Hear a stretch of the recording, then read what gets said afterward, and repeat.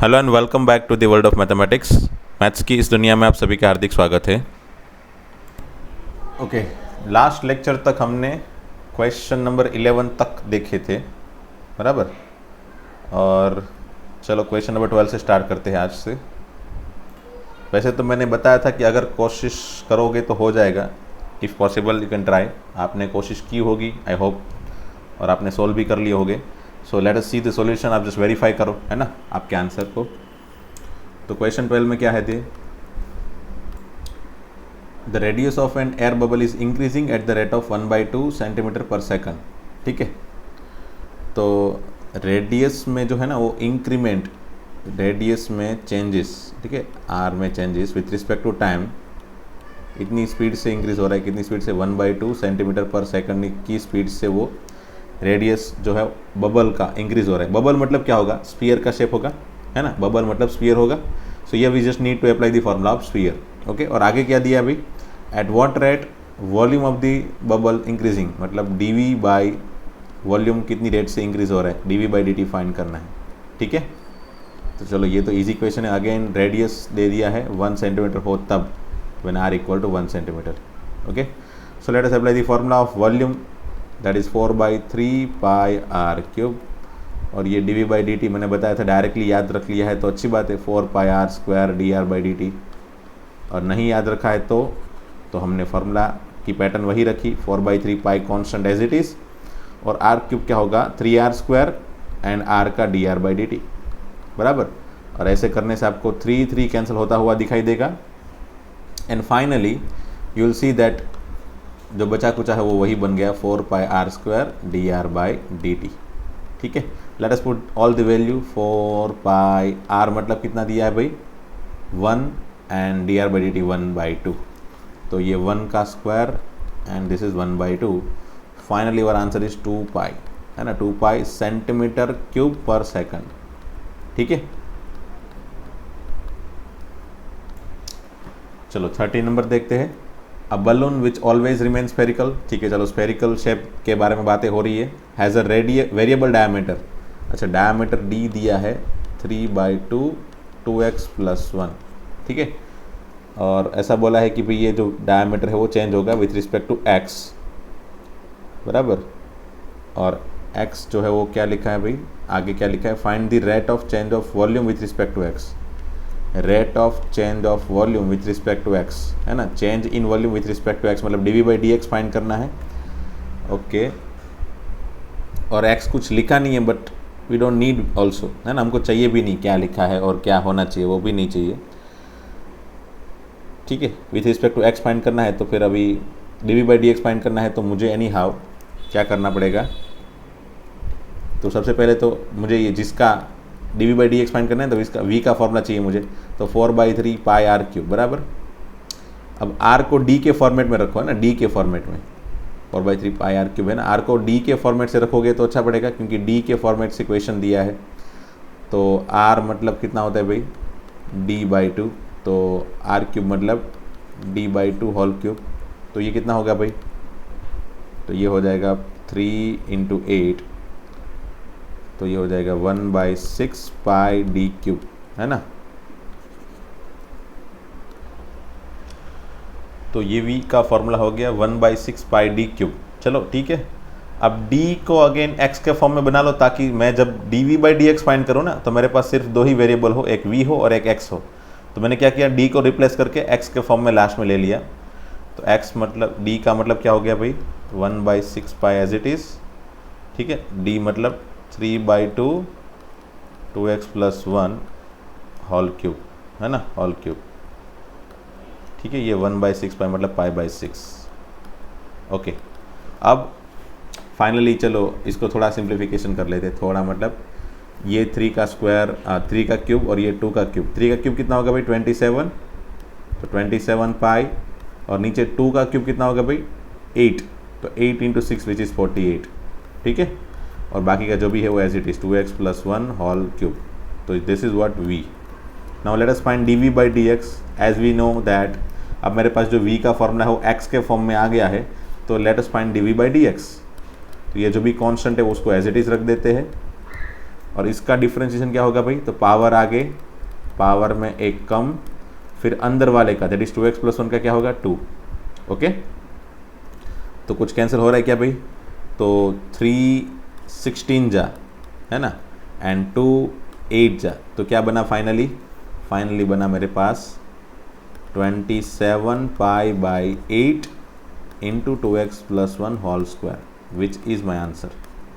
ठीक है, और यहाँ पे उन लोग ने x की स्पेसिफिकली वैल्यू दी नहीं है कि भाई ये पर्टिकुलर x के लिए फाइंड करो, इसलिए मेरा आंसर भी x के फॉर्म में ही होगा,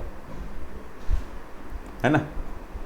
ऐसा दिया नहीं कि भाई x ये हो तब find the rate of volume with respect to x when x equal to something, ऐसा x की अलग से वैल्यू नहीं दी है ना, जैसे यहाँ पे आगे वाले क्वेश्चन में दी होती है कि भाई व्हेन रेडियस 1 सेंटीमीटर, ऐसा। वैसे यहाँ पे specifically r x equal to इसके x इक्वल टू समथिंग के लिए find rate of change of something ऐसा नहीं पूछा है, वरना मेरा आंसर भी कुछ वैल्यू के फॉर्म में होता है ना। नहीं दिया है तो मेरा आंसर x के फॉर्म में होगा। ठीक है, next question, sand is pouring from a pipe at the rate of 12 centimeter cube per second. So once again, sand is pouring from a pipe at the rate of 12 centimeter cube per second. The falling sand form a cone on the ground in such a way that the height of the cone is always 1/6 of the radius of the base.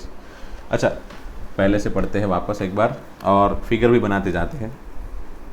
Sand is pouring from a pipe at the rate of 12 centimeter cube per second. समझ लो एक pipe है, बराबर, वहाँ से sand आ रही है और वो कितनी रेट से जा रही है भाई, तो डेफिनेटली वो रेट है 12 सेंटीमीटर क्यूब पर सेकंड, है ना। वैसे ये एक्चुअल में है क्या, तो dv/dt किसका, तो ये पाइप के अंदर जो क्वांटिटी है कितनी रेट से बाहर निकल रही है वो रेट है, बराबर। अब जितनी रेट से वो बाहर निकलेगी उतनी रेट से ही ये कौन जो है बढ़ता जाएगा। कौन मतलब ये जो है ना, यहाँ पे ये ग्राउंड के अंदर जो कौन बन रहा है, जैसे जैसे ऊपर से सैंड आ रही है वैसे वैसे यहाँ पे कौन जैसा शेप बनता जा रहा है, बराबर। तो जो भी यहाँ पे कौन शेप बन रहा है जहाँ पे सिर्फ सैंड है, बराबर, वो शेप भी कितनी स्पीड से बढ़ेगा भाई, कितनी स्पीड से उसका वॉल्यूम बढ़ेगा, तो इतनी ही स्पीड से, जितनी स्पीड से ये पाइप से सैंड बाहर निकलेगी उतनी ही स्पीड से ये बढ़ता जाएगा, है ना, उतनी ही स्पीड से इसका वॉल्यूम बढ़ता जाएगा। तो डेफिनेटली इसका भी वॉल्यूम क्या हो गया भाई, इसके भी बढ़ने का वॉल्यूम क्या हो गया, वही dv/dt क्या हो गया, वही 12 सेंटीमीटर क्यूब पर सेकंड। ठीक है ना, तो ये पहले हमको पता करना है कि भाई कौन का जो है ना वॉल्यूम वो इतनी रेट से बढ़ रहा है, जितनी रेट से ये सैंड अंदर आ रही है उतनी रेट से उसका वॉल्यूम बढ़ेगा, है ना। जैसे एक सेकंड में ये 12 सेंटीमीटर क्यूब यहाँ से पास हो रहा है, मतलब वही एक सेकंड में 12 सेंटीमीटर क्यूब ये बढ़ जाएगा, 12 सेंटीमीटर क्यूब जितना वॉल्यूम उसका बढ़ जाएगा। ठीक है ना, एक्स्ट्रा तो कहीं पे नहीं आ रही है, कहीं से यहाँ से जो निकलेगी वही यहाँ पे जाएगी, तो जितनी स्पीड से यहाँ पे आ रही है उतनी स्पीड से ये बढ़ेगा। ठीक है, वॉल्यूम तो दोनों का सिमिलर ही रहेगा। ओके, हाँ आगे बढ़ते हैं। The following sand forms cone on the ground in such a way that height of the cone is always, अच्छा इसकी हाइट जो है, किसकी हाइट, ये कॉन की जो हाइट है वो height of the cone is always 1/6 of the radius. तो जो हाइट है ना, हाइट और ये रेडियस है, ठीक है, ये रेडियस है, तो ऐसा लिखा है अलग से कि हाइट जो है वो 1/6 ऑफ द रेडियस है, बराबर। h जो है वो r/6, बराबर, h equal to 1/6 of radius, इतनी स्पीड से h बढ़ रहा है। How fast is the height of sand cone increasing, मतलब मुझे फाइंड करना है कितनी स्पीड से हाइट बढ़ रही है, बराबर, with respect to definitely time, ये फाइंड करना है। व्हेन h इक्वल टू कितना, 4, जब h की वैल्यू 4 सेंटीमीटर हो तब dh/dt फाइंड करना है। Okay, so let me create the formula of v first for cone that is 1/3 pi r² h, है ना। अब जैसे यहाँ पे v वेरिएबल है, r भी वेरिएबल है और h भी वेरिएबल है, but we have one formula that r is equal to h equal to r/6। अब किसको रिप्लेस किया जाए, तो जिसकी ज़रूरत है उसको रखा जाए और जिसकी ज़रूरत ना हो, जैसे यहाँ पे मुझे dh/dt फाइंड करना है, मतलब h चाहिए मुझे, तो h चाहिए तो r को भी रिप्लेस करके h में ही कन्वर्ट कर लो, तो r इक्वल टू क्या बनेगा भाई, तो r इक्वल टू 6h, है ना। तो r की वैल्यू रख लो 6h इसके अंदर, तो फाइनली ये बन जाएगा, देखो 1/3 पाई इंटू आर की जगह रख लो 6h whole square into H, ठीक है। तो ये बन जाएगा 1/3 pi 6 square that is 36 into H cube. Okay, so finally ये हो गया 12 पाई एच क्यूब। ये हो गया v का फॉर्मूला फाइनली h के फॉर्म में, है ना। अब मुझे फाइंड करना है dh/dt, तो let's differentiate with respect to t। तो यहाँ पे dv/dt क्रिएट हुआ, ये 12 pi constant as it is, H cube का क्या हो जाएगा भाई 3h स्क्वायर dh/dt क्रिएट हुआ। ओके, तो जैसे ही dh/dt क्रिएट हुआ हमको पता चला कि dh/dt मुझे फाइंड करना है। h की वैल्यू दी है तो h की वैल्यू मैं यहाँ पर रख लूँगा, और dv/dt भी दिया है उसको यहाँ पर रख लूँगा, then I can easily get my answer. dh/dt को सब्जेक्ट बना के आंसर मिल जाएगा। तो चलो रख लो सबकी वैल्यू, 12 है इसकी वैल्यू, फिर ये 12 पाई इंटू 3 इंटू एच कितना दिया है भाई 4, तो ये 4 स्क्वायर इंटू dh/dt। सो फाइनली ये 12 कैंसल, एंड जो dh/dt है उसको सब्जेक्ट बनाने पे आंसर क्या मिला मुझे 1 बाई, है ना, इस तरफ तो कुछ बचा नहीं है, तो 1 4 स्क्वायर 16 इंटू 3 दैट इज 48 पाई, और यूनिट होगा सेंटीमीटर पर सेकंड, है ना। सेंटीमीटर ही आएगा मेरे ख्याल से, हाँ सेंटीमीटर ही है पर सेकंड। ओके, h है तो हाइट है सिर्फ सेंटीमीटर आएगा पर second. This is your answer. Okay, and 15th and 16th तो मैंने डे बिफोर यस्टरडे, मतलब परसों ही इसके एग्जाम्पल करवाए थे, और मैंने बोला था इसको आपको सॉल्व कर देने हैं होमवर्क में, पर अब ये होमवर्क में दिए थे मैंने, तो वो टाइम पे भी बता दिया था कि भी कैसे सॉल्व करने हैं, बहुत इजी था। ये 15 का आंसर बनाते हैं। चलो, मार्जिनल फाइंड क्या करना है, मार्जिनल कॉस्ट। तो मार्जिनल कॉस्ट मतलब क्या बोला था मैंने वो टाइम पे भी, तो मार्जिनल कॉस्ट मतलब d/dx ऑफ टोटल कॉस्ट, है ना, d/dx ऑफ टोटल कॉस्ट। अब टोटल कॉस्ट क्या दिया है, तो टोटल कॉस्ट का डायरेक्ट डिफ्रेंशिएशन ही करते हैं। तो क्या होगा डिफ्रेंशिएशन भाई, 0.007 एक्स क्यूब का हो जाएगा 0.021 x square minus 0.006 x plus 15, है ना। अब व्हेन 17 यूनिट्स आर प्रोड्यूस, मतलब x इक्वल टू 17 हो तब, है ना, x इक्वल टू 17 हो तब। तो चलो x की वैल्यू रख देते 17, तो 0.021 into 17 square that is 289 minus 0.006 into 17 plus 15, ठीक है, प्लस 15। तो फाइनली जो आंसर बनेगा वो क्या बनेगा, so if we calculate all this things what we get 20.967। Okay, और चलो ये हो गया आंसर इसका। हाँ, मार्जिनल कॉस्ट है तो रुपीस, ठीक है, रुपीस। एंड 16 नंबर में टोटल रेवेन्यू है, बराबर दी है ये, और मार्जिनल रेवेन्यू फाइंड करनी है। तो अगेन मार्जिनल रेवेन्यू मतलब मैंने क्या बताया था भाई, मार्जिनल रेवेन्यू है d/dx of total revenue. Okay, so again differentiate करने पे 13, इसका डिफ्रेंशिएट करो, 13x स्क्वायर का क्या हो जाएगा 26x plus 26, and if we put x equal to 7 what we get 26 common रख लो, x प्लस 1, अब x की जगह 7 रख लो, 7 प्लस 1 8, तो 26 इंटू 8 कितना होगा भाई 8 6 जा 48 एंड 4 8 6 जा sorry 8 2 जा 16 plus 6 that is 22, 228 rupees. Okay, so this is our answer for 16 number. Mistake है क्या, 8 6 जा 48, 8 कैरी 4, 8 2 जा 16, अच्छा 4 ऐड करना है तो ये 20 हो जाएगा 20। Okay, so that is your answer. 16th का आंसर हो गया। फिर लास्ट के 2 क्वेश्चन बचे, चलो MCQ फटाफट से सॉल्व कर लेते हैं ताकि ये पूरी एक्सरसाइज खत्म हो जाए। The rate of change of area of circle with respect to its radius r at r equal to 6 centimeter. Rate of change of area with respect to its radius मुझे फाइंड करनी है when r equal to 6 centimetre हो तब, ठीक है। तो चलो area का फॉर्मूला क्या है भाई सर्कल के लिए, पाई आर स्क्वायर। DA/dr क्या होगा भाई 2 पाई r, एंड r का 1। चलो रख लो वैल्यू, r की जगह रख लो 6, तो तो ये हो गया 6 टू 12 पाई, है ना, 12 पाई विच इज़ ऑप्शन बी। बहुत ही ईजी था, है ना, बहुत ज़्यादा ईजी था ये तो। और ये भी total revenue in rupees received in the X, ये टोटल रेवेन्यू है। मार्जिनल रेवेन्यू फाइंड करना है, वही again marginal revenue equal to क्या होता है भाई, D by D X of total revenue.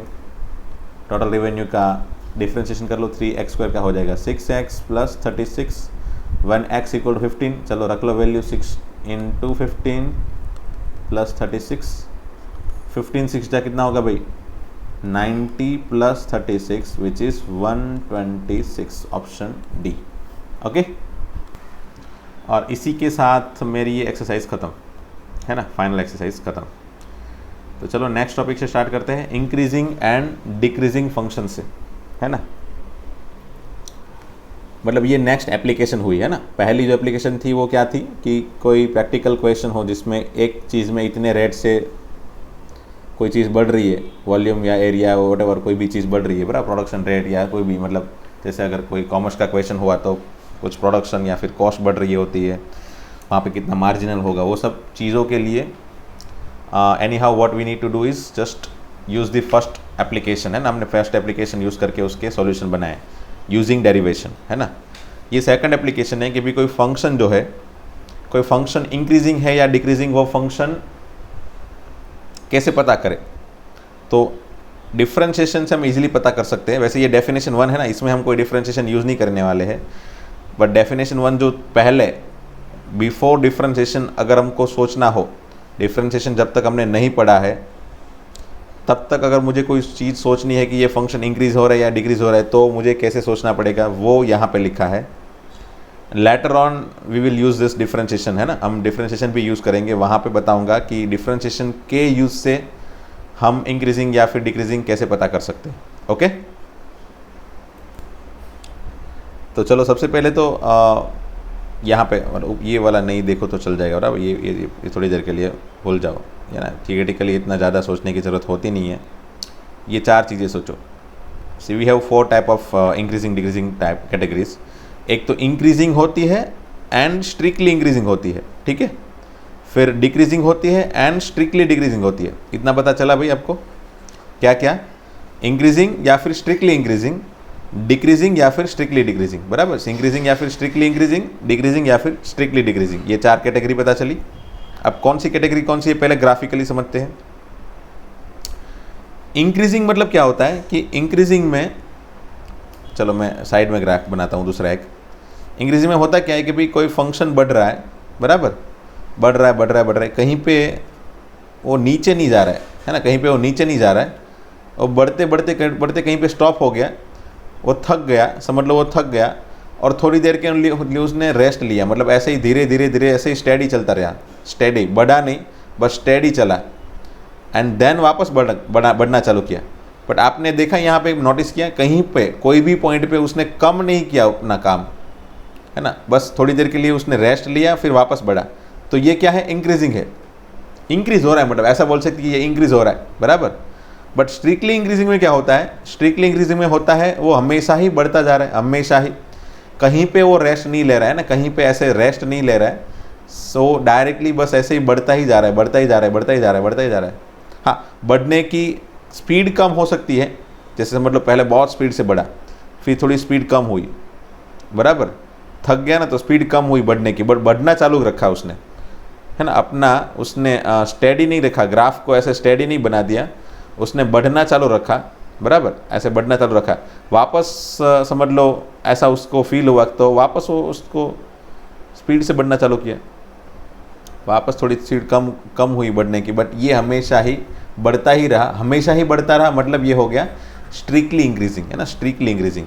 तो आपने नोटिस किया स्ट्रिक्टली इंक्रीजिंग में देखो, और ये तो वैसे यहाँ पे थोड़ी क्रॉस लाइन दिख रही है, बट ये ऐसा है स्टेडी, है ना, सीधी लाइन, एक्स एक्सिस के पैरेलल है, एक्स एक्सिस के पैरेलल लाइन है ये, ठीक है। तो आप अपनी बुक में अगर ड्रॉ कर रहे हो तो ऐसे इसको एक्स एक्सिस के पैरेलल ड्रॉ करना, फिर वापस आगे बढ़ाना, ठीक है। तो ये हो गया इंक्रीजिंग फंक्शन का ग्राफ, और ये हो गया स्ट्रिक्टली इंक्रीजिंग फंक्शन का ग्राफ। अब मुझे डिक्रीजिंग एंड स्ट्रिक्टली डिक्रीजिंग समझाने की ज़रूरत नहीं पड़ेगी, वही है। डिक्रीजिंग मतलब कम हो रहा है बराबर, कम हो रहा है, कहीं पे वो स्टेडी हो गया, वापस कम हुआ, बराबर, कम होते होते वापस बढ़ा नहीं, सिर्फ कम ही हुआ, और ऐसा लगा तो उसने अपना काम स्टेडी कर लिया, सीधा रखा, बराबर, वापस नीचे कम होना चालू किया। मतलब ये लाइन अगेन, ये भी स्ट्रेट लाइन है भाई, सीधी लाइन, हॉरिजेंटल लाइन, ओके। और स्ट्रिक्टली डिक्रीजिंग मतलब बस उसने कम होना ही चालू रखा, है ना, कम होना ही चालू रखा, that is strictly decreasing, okay. तो ये फोर्थ ग्राफ, और ये जो ग्राफ है वो हम कम बढ़ा पहले, फिर एग्जैक्टली ज़ीरो हुआ उसका काम, वहाँ पे बढ़ा भी नहीं, कम भी नहीं हुआ, और वहाँ से वापस नीचे चला गया, मतलब डिक्रीज़ होना चालू किया। तो ये डिक्रीज़ भी हो रहा है, वापस इंक्रीज़ भी हो रहा है, वापस डिक्रीज़ भी हो रहा है, इंक्रीज़ भी हो रहा है। मतलब इस फंक्शन को हम इंक्रीजिंग या फिर डिक्रीजिंग दोनों में से कोई भी कैटेगरी में नहीं डाल सकते, नाइदर इंक्रीजिंग नॉर डिक्रीजिंग, है ना। ये फंक्शन जो है इंक्रीजिंग भी नहीं है, डिक्रीजिंग भी नहीं है ना। हाँ, ऐसा बोल सकते कि ये यहाँ से लेके यहाँ तक ये डिक्रीजिंग है, यहाँ से लेके यहाँ तक वो इंक्रीजिंग है, ऐसे पर्टिकुलर इंटरवल में आप बातें कर सकते हैं। बट अगर पूरे डोमेन में बातें की जाए, अगर पूरे डोमेन में मतलब पूरी एक्स एक्सिस में बातें की जाए, तो वो इंक्रीजिंग भी नहीं है, डिक्रीजिंग भी नहीं है, ओके। तो आई होप पहले तो ये 4 वर्ड के बारे में पता चला होगा, बराबर। फिर ये जो है ना, यहाँ पे ये जो चीज़ मैंने लिखी है, वैसे इसके बारे में भी मैं चलो बता ही देता हूँ। इसकी वैसे ज़रूरत नहीं है, क्योंकि हमको तो डिफ्रेंशिएशन के यूज़ से पता करना है ना, डिक्रीजिंग इंक्रीजिंग फंक्शन बनाना है या प्रूव करना है या फिर फाइंड करना है, जो भी करना है वो एफ डैश एक्स की डिफ्रेंशिएशन की हेल्प से, D by D X of F of x function के डिफ्रेंशिएशन की हेल्प से हमको ये सब कुछ करना है, बराबर। एक्चुअल में we don't need this particular theory, although we just need to understand once, है ना। आप एक बार समझ लेंगे, है ना, हम एक बार समझ लेंगे। चलो तो चलो समझाने के लिए वापस मैं वही ग्राफ में चलता हूँ। तो पहले ये स्टेटमेंट समझते चलो, है ना। ये स्टेटमेंट क्या लिखा है, x1 less than x2 implies f of x1 less than f of x2, ठीक है, ये स्टेटमेंट। तो इसको समझते पहले। चलो यहाँ पे मैं ग्राफ बना लेता हूँ इंक्रीजिंग फंक्शन का ना। इंक्रीजिंग फंक्शन का मतलब ग्राफ कैसा होता है, ऐसे, फिर थोड़ी देर के लिए स्टडी कर लेते, फिर वापस बढ़ाते हैं, बराबर। तो आप समझते हैं, कोई 2 पॉइंट लेते हैं, समझ लो 1 पॉइंट ले लिया मैंने x1 ये वाला, और x2 को इसको रखा, बराबर। तो देखो यहाँ पे x1 x2 से छोटा है या बड़ा है भाई, तो x1 छोटा है, x2 बड़ा है। तो आपने ये नोटिस किया x1 बड़ा है, x2 छोटा है, और साथ में f ऑफ x1 की वैल्यू फाइंड की, तो ये f ऑफ x1 यहाँ पे मिला, और f ऑफ x2 कहाँ मिला मुझे, तो यहाँ पे, ठीक है। तो f of x1 and f of x2 में कौन बड़ा है भाई, तो अगेन f ऑफ x2 बड़ा है। तो आपने नोटिस किया x1 x2 से छोटा हो, जब x1 x2 से छोटा हो तब f of x1 f of x2 से हमेशा ही कितना होगा, छोटा होगा, या फिर इक्वल हो सकता है। अब इक्वल वाली पॉसिबिलिटी कब आएगी, जब मैं x1 को यहाँ पे लूँगा तब, बराबर। x1 को मैंने यहाँ पे ले लिया, अब मैंने सोचा को क्या मिला मुझे, चलो देखो, अब मेरे पास ग्राफ में f of x1 and f of x2 दोनों इक्वल आ गए, है ना। तो x1 x2 से छोटा है, x1 x2 से छोटा है, but f of x1 and f of x2 equal है। तो दोनों पॉसिबिलिटी हो सकती है, इक्वल भी हो सकता है, बराबर, इक्वल भी हो सकता है, या फिर लेस देन हो सकता है। अगर x1 मैंने यहाँ पे रखा, x1 यहाँ पे रखा तो लेस देन मिला मुझे, f ऑफ x1 छोटा मिला f ऑफ x2 से, और x1 मैंने यहाँ पे रखा तो f of x1 and f of x2 की वैल्यू इक्वल मिली। मतलब लेस देन भी हो सकता है, लेस देन भी हो सकता है, या फिर इक्वल भी हो सकता है। बट वो किस में हो सकता है, इंक्रीजिंग फंक्शन में, है ना। इंक्रीजिंग फंक्शन में लेस देन और इक्वल हो सकता है। सो दैट इज वाई यहाँ पे देखो, यहाँ पे सिर्फ लेस देन है, बट यहाँ पे लेस देन और इक्वल है ना। तो ये आपको समझ में आया भाई पहला। बट इसकी जगह अगर मैं समझ लो स्ट्रिक्टली इंक्रीजिंग की बातें करूँ, स्ट्रिक्टली इंक्रीजिंग की इसकी बात है, बराबर, तो कैसा होता है भाई, देखो वही ग्राफ बनाते हैं। और इसमें मैंने क्या बताया अभी आपको कैसे सोचना है, इसमें तो आपको हमेशा ही बढ़ते रहना है, स्पीड बढ़ा सकते हैं, कम कर सकते हैं, बट हमेशा ही बढ़ते रहनी चाहिए। तो यहाँ पे देखो आपने नोटिस क्या किया, तो समझ लो यहाँ पे मैंने कोई एक पॉइंट ले लिया x1 ले लिया, दूसरा कोई पॉइंट ले लिया x2। तो कोई भी मैं 2 पॉइंट ले लूँ, कोई भी 2 पॉइंट ले लूँ जिसमें x1 x2 से छोटा हो, तो हमेशा ही f ऑफ x1 की वैल्यू f ऑफ x2 से छोटी ही होगी, हमेशा ही। ऐसे कोई 2 पॉइंट x1 एंड x2 मिलेंगे ही नहीं जिसके लिए f of x1 and f of x2 equal आए, है ना। तो ये हमेशा ही f of x1 F of X two से छोटा होगा। ठीक है, तो ये ऑलवेज होल्ड करेगा किसके लिए, स्ट्रिक्टली इंक्रीजिंग फंक्शन के लिए ऑलवेज होल्ड करेगा। यहाँ पे लेस देन तो यहाँ पे भी लेस देन ही आएगा, है ना। बट इंक्रीजिंग फंक्शन के लिए, सिर्फ इंक्रीजिंग फंक्शन के लिए इक्वलिटी पॉसिबल हो सकती है कभी कभी, है ना। कभी कभी मैंने क्या बताया था, कभी कभी मतलब कब, तो जब ये दो पॉइंट हो तब, है ना, x1 भी ये हो और x2 भी ये हो, तो वहाँ पे F of X one and F of X two equal हो सकते हैं।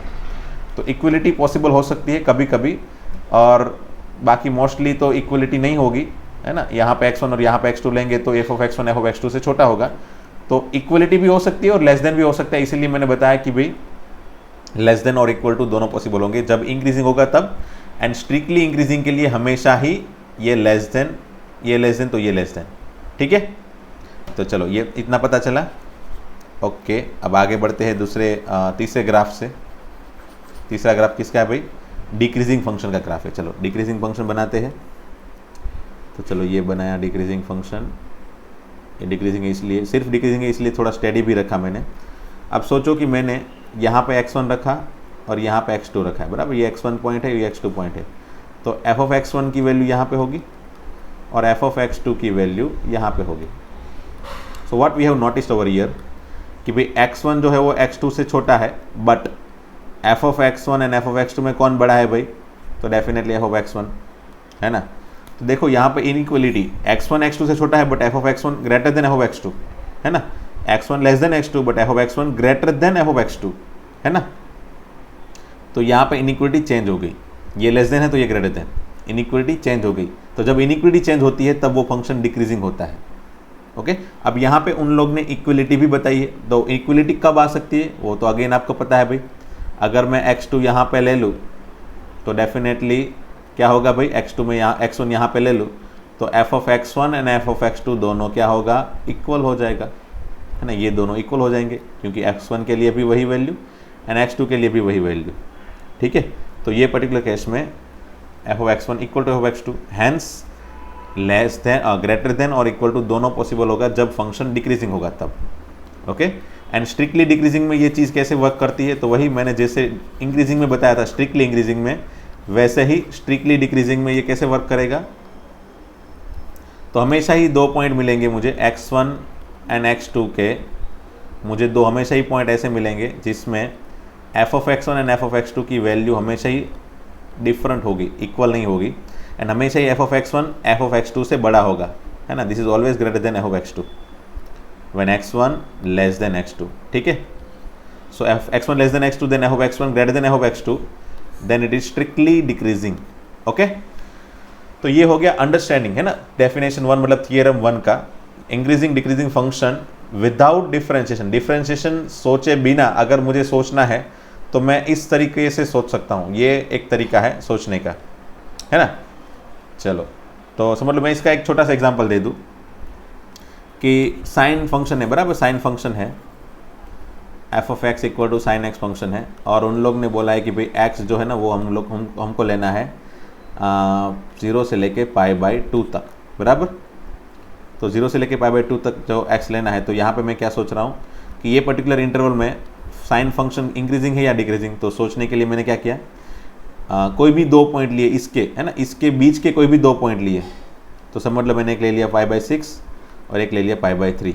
अब π/6 जो है वो π/3 से छोटा है, हाँ है, तो साइन π/6 साइन π/3 से छोटा है या बड़ा है भाई।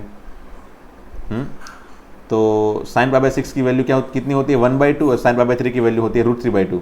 1/2 मतलब 0.5, √3/2 मतलब 0.8। तो डेफिनेटली ये बड़ा हो जाएगा ना, डेफिनेटली ये बड़ा हो जाएगा, सॉरी ये बड़ा हो जाएगा, √3/2 0.8 और 0.5। ओके, ये बड़ा हो गया, 0.8 बड़ा हो गया। तो sine π/6 is always definitely sine less than sine π/3, hence sine π/6 मतलब क्या हो गया, f ऑफ π/6, और साइन π/3 मतलब f ऑफ π/3। तो what we have seen, π/6 less than π/3 then f of π/6 less than f of π/3 implies करके ये मिला मुझे, है ना। x1 लेस देन x2, तो यहाँ पे भी f of x1 less than और इक्वल टू नहीं आया, देखो यहाँ पे ये मिला मुझे, है ना, इक्वल टू नहीं आया, कहीं पे ऐसा कोई पॉइंट नहीं मिलेगा जिसके लिए इक्वलिटी बन सकती है ना, x1 and x2 sine x के लिए मुझे ऐसे 2 पॉइंट मिलेगा ही नहीं। अगर मैं साइन एक्स का ग्राफ बनाऊंगा ना तो यहाँ से ऐसा ग्राफ बनेगा, 0 से लेके π/2 के बीच में ऐसा ग्राफ बनेगा, और बीच में मुझे ऐसे 2 पॉइंट कहीं नहीं मिलेंगे जिसके लिए इक्वलिटी पॉसिबल हो, मतलब स्ट्रिक्टली इंक्रीजिंग फंक्शन हो जाएगा इस पर्टिकुलर इंटरवल में, है ना। x1 less than x2 for which f(x1) less than f(x2). So sine function कौन सा हो गया, 0 से π/2 के बीच में स्ट्रिक्टली इंक्रीजिंग। तो ये तो जस्ट मैंने आपको छोटा सा एग्जाम्पल बताया आपको, है ना, एग्जाम्पल बताया, इस पर्टिकुलर चीज़ का यूज़ बताया आपको, ठीक है। चलो, तो ये है पहली थियरी, ठीक है, पहली थियरी आपको मैंने समझाई। तो चलो, आपकी बुक के अंदर एक एग्जाम्पल है 7 नंबर का, एग्जैक्टली ये थियरी के नीचे, तो इस एग्जाम्पल को प्रूव करते चलो, है ना। तो what we need to prove here that this function is strictly increasing function, okay. So ऐसा लिखेंगे हम, let x1 and x2 belongs to R, इस पर्टिकुलर इंटरवल में, है ना, इसमें हमको प्रूव करना है ना। तो उसमें से कोई 2 पॉइंट उठा के रखते हैं, कोई x1 and x2 for which let x1 and x2 belongs to R and x1 less than x2, ऐसा हम कंसिडर कर लेते हैं, बराबर। तो as x1 less than x2 let us multiply with 7 both side, 7x1 less than 7x2, है ना। मैंने x1 ऐसा पॉइंट लिया जो x2 से छोटा हो, ऐसा पॉइंट कंसिडर किया है, तो डेफिनेटली 7 दोनों साइड मल्टीप्लाई करेंगे तो 7x1 हमेशा ही 7x2 से छोटा होगा। दोनों साइड 3 सब्ट्रैक्ट करेंगे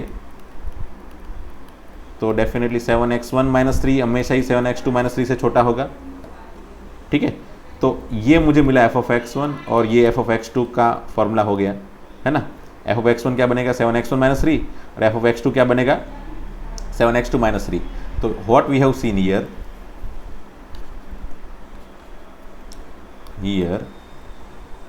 x1 less than x2 implies f(x1) less than f(x2).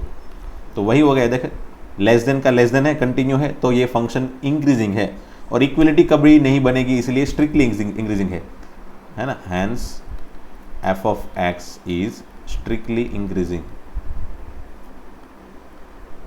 Function, है ना, strictly increasing function in R। तो ये प्रूव हो गया, देखो, बस इसी तरीके से आप प्रूव कर सकते हो, खत्म। ओके, नाउ यूजिंग डिफरेंशिएशन कैसे फाइंड कर सकते हैं उसकी थियरी देख लेते हैं, बस ये सिर्फ समझने के लिए, बराबर। यूजिंग डिफरेंशिएशन, तो ये एक्चुअल में बना क्या, सी, जब फंक्शन इंक्रीजिंग हो, बराबर, इंक्रीजिंग के लिए बताता हूँ पहले। जब फंक्शन इंक्रीजिंग हो तब क्या होता है कि भाई x1 less than x2 implies f(x1) less than f(x2), ठीक है। तो इसमें सोचो कि भाई x1 लेस देन x2 मतलब x1 minus x2 less than 0 होगा, मतलब नेगेटिव होगा, एंड f(x1) माइनस f(x2) भी क्या होगा, डेफिनेटली नेगेटिव होगा। अब ये दोनों चीज़ नेगेटिव होगी, अगर ये दोनों चीज़ नेगेटिव है तो डेफिनेटली उसका रेशियो क्या होगा भाई, दोनों चीज़ नेगेटिव है तो डेफिनेटली उसका रेशियो पॉजिटिव होगा भाई, है ना, पॉजिटिव। दोनों चीज़ नेगेटिव है इसलिए उसका रेशियो पॉजिटिव है, ठीक है, पॉजिटिव।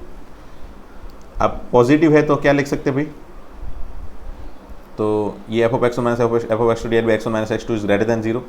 तो इसका मतलब ये हुआ कि ये तो f' का फॉर्मूला हुआ ना, याद करो, f' मीन वैल्यू थ्योरम से f' is equal to f(x1 minus f(x2) divide by x1 minus x2, है ना। तो that c is always belongs to what, for which c belongs to x1 to x2। तो x1 के x2 के बीच में c हमेशा x1 x2 के बीच में रहेगा, तो अल्टीमेटली c ऐसे पॉइंट है x1 x2 के बीच में जिसके लिए हमेशा ही डिफरेंशिएशन की वैल्यू क्या होगी, पॉजिटिव होगी। सो जब फंक्शन इंक्रीजिंग होगा ना तो डिफरेंशिएशन क्या होगा, पॉजिटिव, है ना। वैसे हमको ये चीज़ याद रखने की ज़रूरत है नहीं, बट हमको सिर्फ ये फॉर्मूला याद रखना है, that if f(x) is increasing function, बराबर, then f'(x) is greater than 0, ठीक है, ग्रेटर देन 0, हमेशा ही उसका differentiation greater than 0 in that particular interval.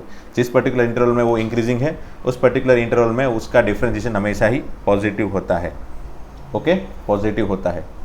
अब अगेन इसमें भी वही दो जो प्रॉब्लम थे ना, वो कौन से, इंक्रीजिंग एंड स्ट्रिक्टली इंक्रीजिंग वाले। अच्छा, तो इंक्रीजिंग में एक्चुअल में क्या था, इंक्रीजिंग में ऐसे इक्वलिटी पॉसिबल थी, है ना, इक्वलिटी पॉसिबल थी, ऐसे इक्वलिटी पॉसिबल थी, तो हम क्या लिख सकते हैं कि इक्वल टू ज़ीरो भी पॉसिबल है ना, इंक्रीजिंग फंक्शन में इक्वल टू ज़ीरो पॉसिबल है, बराबर। बट डिक्रीजिंग फंक्शन में सॉरी स्ट्रिक्टली इंक्रीजिंग फंक्शन में क्या होगा, if F of x is strictly increasing then what, function then अगर F of X strictly increasing है देन एफ डैश एक्स हमेशा ही पॉजिटिव, है ना, हमेशा ही पॉजिटिव, ओनली पॉजिटिव, सिर्फ पॉजिटिव रहते हैं, सिर्फ पॉजिटिव, इक्वल टू ज़ीरो नहीं आएगा, है ना। और अगर इक्वल टू ज़ीरो आता भी है, समझ लो उसने इक्वल टू ज़ीरो बनाया कोई पर्टिकुलर एक पॉइंट पे, तो वापस वो चला गया, सिंगल पॉइंट पे अगर इंक्रीज इक्वल टू ज़ीरो बना, अगर सिंगल पॉइंट पे वो इक्वल टू ज़ीरो बना तो भी उसको इंक्रीजिंग की कैटेगरी में ही डालेंगे ना, क्योंकि सिंगल पॉइंट पे तो x1 x2 दो पॉइंट तो होते ही नहीं है ना, x1 एंड x2 इक्वल रहेगा, दोनों इक्वल रहेंगे, तो definitely x1 and x2 equal है तो f of x1 इक्वल ही होगा। बट बस इतना याद रखो, उतना वो थियोरेटिकल फॉर्मेट में वापस जाऊंगा और उसके बेस से इसको बनाऊंगा ना, तो then you will be confused.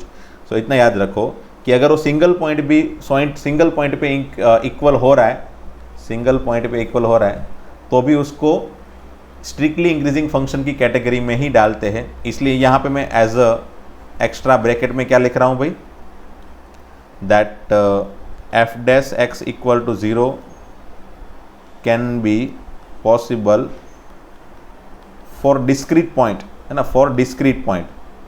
अब डिस्क्रीट पॉइंट का क्या मीनिंग होता है वो आपको मेरे ख्याल से पता होगा, मतलब अलग अलग पॉइंट, समझ लो ऐसा ग्राफ है कि भाई यहाँ पे वो इक्वल टू ज़ीरो बना, वापस आगे बढ़ा, वापस कोई एक आध पॉइंट पे इक्वल टू ज़ीरो बना, वापस आगे बढ़ा, मतलब एक सिंगल पॉइंट पे वो एक साथ में नहीं, एक आध सिंगल पॉइंट पे वो कहीं पे उसकी वैल्यू, डिफ्रेंशिएशन की वैल्यू ज़ीरो बन रही है ना, एक साथ में बहुत सारे पॉइंट नहीं, मतलब ऐसा नहीं है कि भाई चलो ग्राफ ऐसा बना दिया हमने, एक साथ में बहुत सारे पॉइंट मिले, देखो ये एक साथ में कंटिन्यूस पॉइंट मिले जिसके लिए वो स्टेडी हो गया, तो ये फंक्शन है ना, ये इंक्रीजिंग है और ये स्ट्रिक्टली इंक्रीजिंग है, ठीक है, ये स्ट्रिक्टली इंक्रीजिंग है।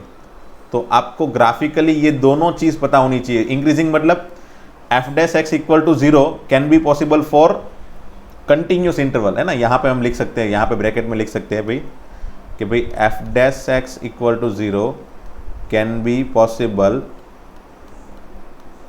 फॉर कंटिन्यूस इंटरवल, है ना, फॉर कंटिन्यूस इंटरवल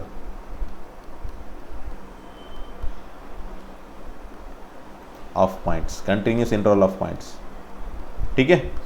एंड जब स्ट्रिक्टली इंक्रीजिंग होता है तब क्या होगा, f of x is strictly increasing function when F dash x greater than zero, but वहाँ पे f dash x equal to zero possible, वैसे यहाँ पे इक्वल टू तो यहाँ पे भी एक्चुअल में लिखा जाएगा ना, बट यहाँ पे इक्वल टू की साइन कब आएगी, जब फंक्शन सिर्फ डिस्क्रीट पॉइंट पे ही इक्वल टू जीरो होगा तब, और यहाँ पे f dash x equal to zero कब होगा, एक साथ में बहुत सारे इंटरवल पे। सो अल्टीमेटली ये दोनों डेफिनेशन है ना, ये दोनों f dash x greater than equal to zero, ये दोनों में फ़र्क है ना, ये दोनों में एक्चुअल में फ़र्क है। क्या फ़र्क है भाई, यहाँ पे भी एक्चुअल में f dash x greater than equal to zero है और यहाँ पे भी f dash x greater than equal to zero है, बट फ़र्क क्या है, यहाँ पे f dash x equal to zero possible हो सकता है, बट वो कहाँ पे हो सकता है, एक साथ में इंटरवल में, ये बड़े इंटरवल में एक साथ में f dash x equal to zero possible होगा, और स्ट्रिक्टली इंक्रीजिंग फंक्शन में f dash x equal to zero can be possible for discrete point, है ना, x1 x2 ये अलग अलग पॉइंट पे ऐसे इक्वलिटी पॉसिबल हो सकती है, ठीक है। तो ये हो गया पहला पॉइंट इंक्रीजिंग फंक्शन का। सिमिलरली डिक्रीजिंग फंक्शन के लिए आप चाहो तो ये ग्राफ को बना सकते हो इसमें, है ना, ग्राफ को बना लेना, वैसे ही डिक्रीजिंग फंक्शन के लिए बनाते चलो, ठीक है। Again F of x is only decreasing function है, बराबर, only decreasing function when F dash X less than, see वहाँ पे इक्वल, वहाँ पे ग्रेटर देन था ना, बस इतना याद रखो, डिफ्रेंशिएशन में ग्रेटर देन होगा तब इंक्रीजिंग एंड लेस देन होगा, डिफ्रेंशिएशन लेस देन होगा तब डिक्रीजिंग, बराबर। और इक्वलिटी की बात है तो अगेन वही है, कौन सी है भाई, here F dash x equal to zero can be possible for continuous interval continuous interval of point, continuous interval of points, ठीक है। And F of x is strictly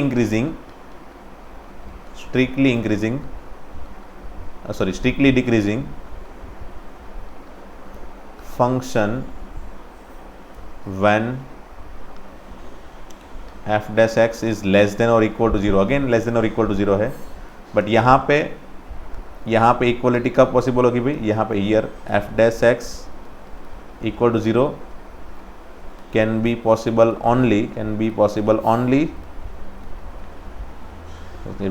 only for discrete point ना, कोई discrete point के लिए ही possible हो सकती है, बाकी एक साथ में बहुत सारे पॉइंट नहीं मिलेंगे, एक साथ में नहीं मिलेंगे ना। जैसे 1 से लेके 2 तक के सभी पॉइंट 1, 1.5, 1.7 बीच वाले सभी रियल नंबर, बट यहाँ पे ऐसे होगा डिस्क्रीट पॉइंट मतलब 1 हो सकता है, 5 हो सकता है, 10 हो सकता है। वैसे डिस्क्रीट अलग अलग पॉइंट पे इक्वलिटी पॉसिबल हो सकती है, बाकी हमेशा ही वो लेस देन रहेगा, है ना। चलो तो ये 2 पॉइंट याद रखने हैं आपको। वैसे बुक के अंदर थोड़े अलग तरह से डिफाइन किया है, we just need to remember this particular things ना। ये चारों के इस तरह से याद रखो, इस चारों को, है ना। ज़्यादा कंफ्यूज मत होना, इसको इसी तरीके से एनी हाउ बस याद रख लो।